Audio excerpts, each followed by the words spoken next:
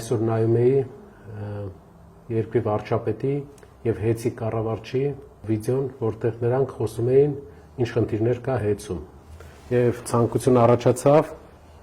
ներկայացնել այլընտրանքային տեսակետը, իրականությունը, որպեսզի դուք բոլորդ հասկանաք, թե ինչից էին խոսում, ինչն է ճիշտ, ինչը սխալ։ Իմ հետ կլինի պարոն Սողոմոնյանը, ՀԵՑ տնօրենների խորհրդի ղեկավարի խորհրդական, ողջույն, Նիկոլյան, ոնց եք։ Նարեկ ջան, լավ եմ։ Եկեք անցնենք գործի։ Հիմա մենք ձեզ կներկայացնենք, թե ինչ է խոսել Նիկոլ Փաշինյանն ու Ռոմանոս Պետրոսյանը, եւ նաեւ կներկայացնենք, թե որն է իրականությունը։ Ինչու ենք էսի անում մենք, որովհետեւ երբ նայում ես վիդեոն, դու sense կասկած է առաջանում մոտդ, սկսում ես կասկածել, կարող է մի բան է ինչի։ Ուզում եմ կետ անցնենք, որ բոլորը տեսնենք, թե որտեղ մի բան է ինչի։ Ի սկզբանե բարձր ղեկավարության, մասնաճյուղի տնօրենների, գլխավոր տնօրեն եւ տեղակալների արկայավճարները վերջիններիս կամովին հրաժարվելու արդյունքում մի քանի տասնյակ միլիոն դրամի խնայողություններ ձևավորվեցին։ Առաջինը պատում են նրա մասին, որ ՀԵՑ-ում աշխատավարձերը ցածր են ու իրենք ստանալով Սամվել Կարապետյանի կողմից աշխատավարձ, պարգևավճարներից հրաժարվել են եւ հնարավորություն են ստեղծել աշխատավարձ բարձրացնել։ Հարգելի հայրենակիցներ, ՀԵՑ-ում աշխատավարձը որոշում է հանրային ծառայությունների կարգավորող հանձնաժողովը, որը արգելում է ավելի բարձր աշխատավարձ վճարել։ Նույն բեցում, նույն աշխատավարձն է, եթե դուք այդպիսի լավ տրամադրվածություն ունեք մարդկանց հանդեպ, որ ուզում եք աշխատավարձ բարձրացրեք, բեցում ինչու աշխատավարձը նույն չափ, ինչքան ՀԵՑ-ում, որտեվ նույն հանրային ծառայությունների կարգավորող հանձնաժողովն է որոշում։ Ասեմ ավելին, ի տարբերություն բեցի, ՀԵՑ-ում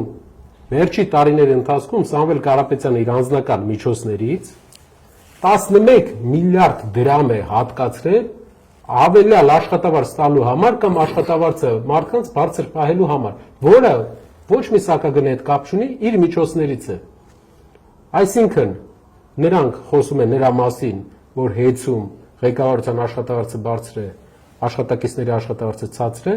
ուզում եմ ձեզ տեղակ պահել, որպեսզի հակադրություն ստեղծեն, ինչպես միշտ իրանք ղեկավարություն եւ անձնակազմ հակադրություն են ուզում ստեղծեն, ուզում եմ ձեզ տեղակ պահել, որ իրենք թող բեցով զբաղվեն, բեցում էլ նույն վիճակն է, բեցը պետական է, իրենցն է, բայց բեցում ինչու չեք փոխում, ՀԵՑ-ում եք փոխում։ Միակ նպատակը ձեր ուղղակի արդարացնելն է, խլելը։ Ավելեմ, այդ աշխատավարձը ձևավորվում է հատուկ հանձնաժողովի, հանրային ծառայությունների կարգավորող հանձնաժողովի հաստատած մեթոդոլոգիայով, որը գիտականահենք մեթոդոլոգիա է, այսինքն ամեն անգամ այդ աշխատավարձը չի հաշվարկվում տարբեր ձև,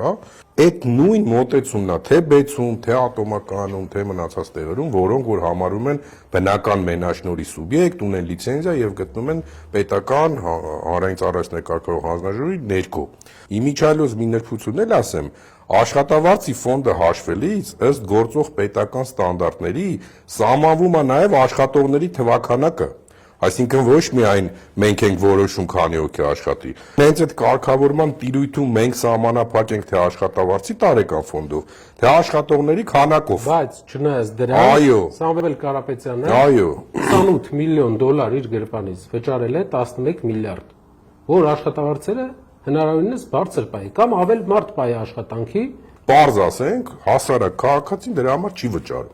Հասարակ քաղաքացին հավելյալ աշխատավարձերի համար չի վճարում,